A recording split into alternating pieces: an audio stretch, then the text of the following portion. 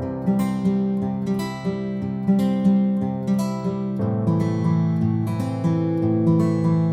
going on, guys? The Iron Jesse here, and welcome back to my new LEGO Marvel 2025 set review. And today I'm reviewing the Iron Man and War Machine vs. Hammer Drone set. This is set 76320. It ages 7 plus, has 204 pieces and 2 minifigures. I also got this set at the Sugarloaf Mills LEGO store last month, and this set costs $23 here in North America and around the world for the lineup. So without further ado, let's take a look at the minifigures. Here are the two minifigures that you get in this set, and that is the Mark 6 Iron Man minifigure and the Mark 1 War Machine minifigure. So they are not new and exclusive, they are 100% the same. So we've been getting these figures from two separate sets from the previous LEGO Marvel waves that are 100% expensive. So at least this is like the cheapest way to get both of them, since I did say they show up in some of the expensive sets separately for the lineup itself. So this is our third time having the cleaner version of the Mark 6 Iron Man suit, since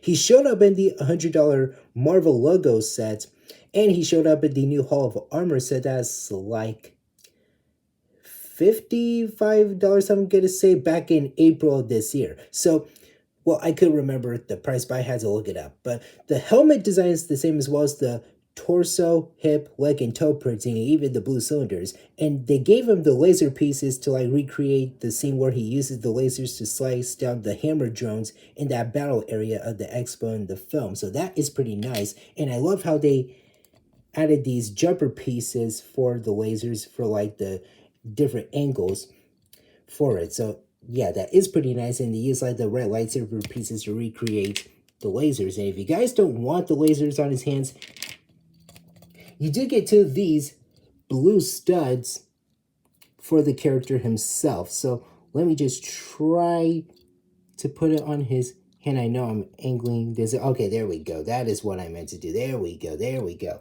And do the same thing on his right hand. So let me show you what that looks like. There we go. So this is what the character looks like with the studs to recreate him flying around town.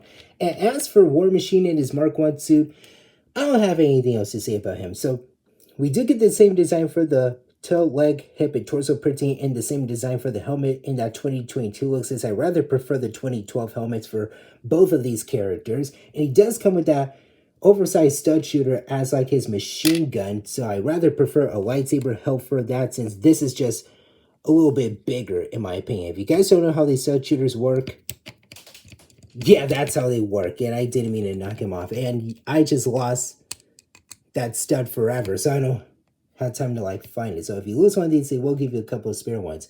And as usual, their helmets open up just like so. So we do get the same printing for Tony Stark and James Ross, where I rather prefer the 2018 headpiece for Rhodey, since that looks so much better than this one, but it sort of looks like the character, but still just in general. And this is what the back of them looks like. So we have the back of War Machine right there with the machine gun. I'm not going to take it off because we already seen what his back torso printing looks like. And we do get the same back torso printing for Tony Stark right there. And he does come with the double-sided face. And so here are the hammer drones, and they had to be the most disappointing builds that I've ever seen, because they are a bit oversized and they are totally brick built. And it would have been nice if they made them like minifigure scale, look just like War Machine right here. So when I put them in front of one of the hammer drones like this, so yeah, you could see that the drone is like way taller than the minifigure, and they should have just like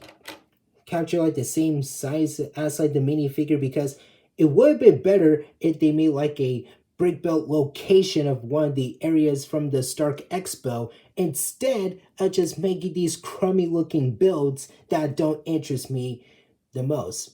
But anywho, we're going to take a look at both of them at the same time, because they have like the same designs for the legs, arms, torso, and the face, but the only difference is that this one has a spring-loaded shooter, and this one has two flick fire missiles. So the one that is on the left is the Navy drone, and the one on the right is the Army drone because of the green color scheme, and this one has the blue color scheme for the way it looks. So this is the entire front part of both of the drones. Like I said, one is Army on the right and one is Navy on the left. So we do get these studs on the center part of the chest for both of them to recreate their arc reactors. And we do get one printed piece, and that is the face right there. So we do get the same ones for the Army one and the Navy one. Since I totally dig like the design for their feet with the bar pieces. One is sand blue and one is sand green, which you can see right here. But at least I can still dig the color scheme for it, since I love the dark blue, gray, and sand blue for the Navy version. And I love the some of the dark gray and also light gray and even the dark tan and the sand green design for the Army drone. And I love those pieces to recreate the antennas for their heads. So yeah, that does look pretty solid for the way they are. Spinning the drones around, this is what the right side, actually no, not right, left side is what I meant to say. I got the areas all mixed up. Let me just move my iPad just a smidge. There we go. So we do get the same designs for their legs and arms for the left side, the builds, but different looks because, like I said, this one has the flick fire missiles and this one has the gigantic stud shooter. So yeah, that isn't the different look for these characters. And yeah, I totally dig the design for the left side of the drones, and spinning them around to the right side, since I gotta be careful not to lose that spring-loaded shooter, because I did not want to lose any pieces today, just like how I did with that red star with War Machine. So this is what the right side of the builds looks like. So we have the same designs but different looks, since this one has that green slope piece for the shoulder pad, and this one has another flick fire missile right there. And here's the top part of the drones right there with their heads, and also even the different looks for the shoulder pads with the flick fire missiles and also the stud shooter missile launcher. And we had the top part of that piece right there, and spinning them around to the back. Here's what the back of the drones looks like. So we have that same design but different looks because we had that different position with the flick fire missiles for the Navy version, and we had that different look with that missile launcher, well, the shoulder missile launcher, if you want to call it, for the Army version. And yeah, we have that nice look for the back of the legs, and even the back parts for the arms and the torso itself for these drones right here. So the way you did the flick fire missiles for the Navy one, we will get into the articulation after I show you how the weaponry works. So for the flick fire missiles, easy to do that. You can't just fire that out, and you gotta be really careful not to lose one, since you only get one spare of that flick fire missile for the Navy drone right here. So yeah, you do get the same thing on the left side for the build itself. And as for the missile launcher for the Army drone, I'm just gonna do it like this because I am not gonna lose any more pieces today. So we all know how this works, but just in case I want to show you guys, if you guys don't know how they work, let me see if I can do this. I'm just gonna angle it like this. There you go. So that's how you do it. So if you lose one of these, they only give you one spare of the spring-loaded missile in red. So yeah, that is how they work. I just had to angle it like this because I do not want to lose that piece in my collection. And you can adjust it however you want to. You can adjust it like this, or you can adjust it like that, but it depends on how you have your own hammer drone in your collection. So they do have well, let me rephrase that. They do have the exact same articulation. Well, I'm just going to show you the articulation on the Army version because the Navy one has the same one as the Army one. So their arms move in and out just like so, and you can swivel them like this if it counts, and you can move their heads side to side if you want that to count for the drones themselves. The legs are on a ball joint, so they can move forward and back, and well, they can do the splits right there, and they bend 2 points at the knee. If you wanted to recreate some poses, this is one of the poses you can do.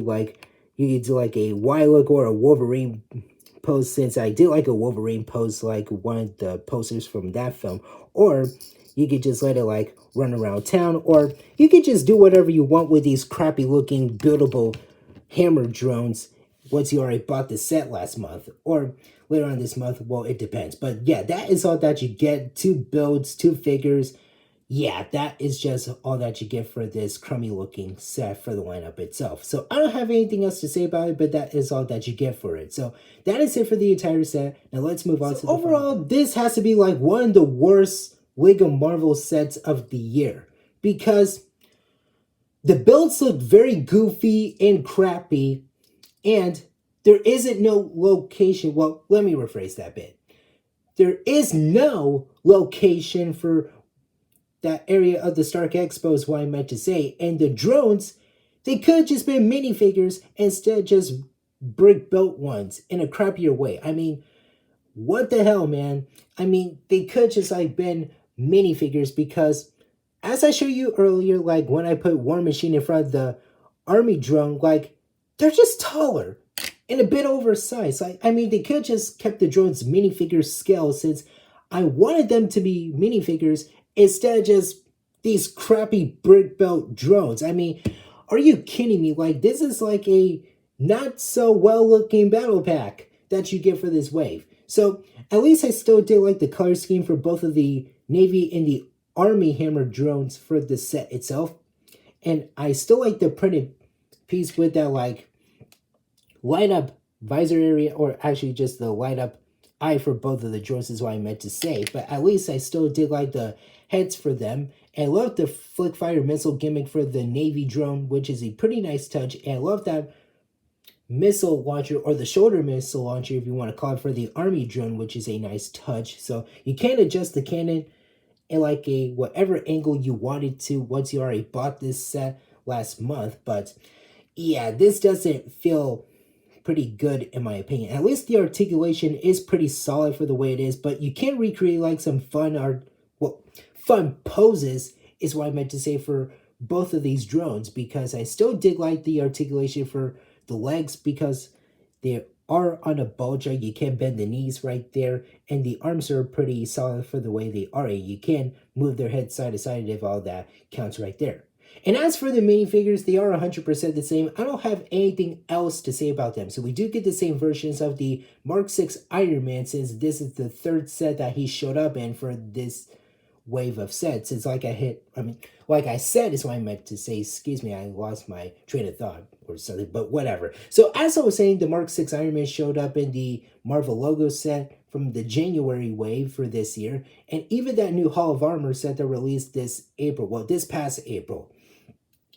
And War Machine is the same one. That is him in his Mark 1 suit, so I don't have anything else to say about these figures, but at least this is the cheapest way to get them because they both show up in some separate expensive sets from the previous Lego Marvel wave.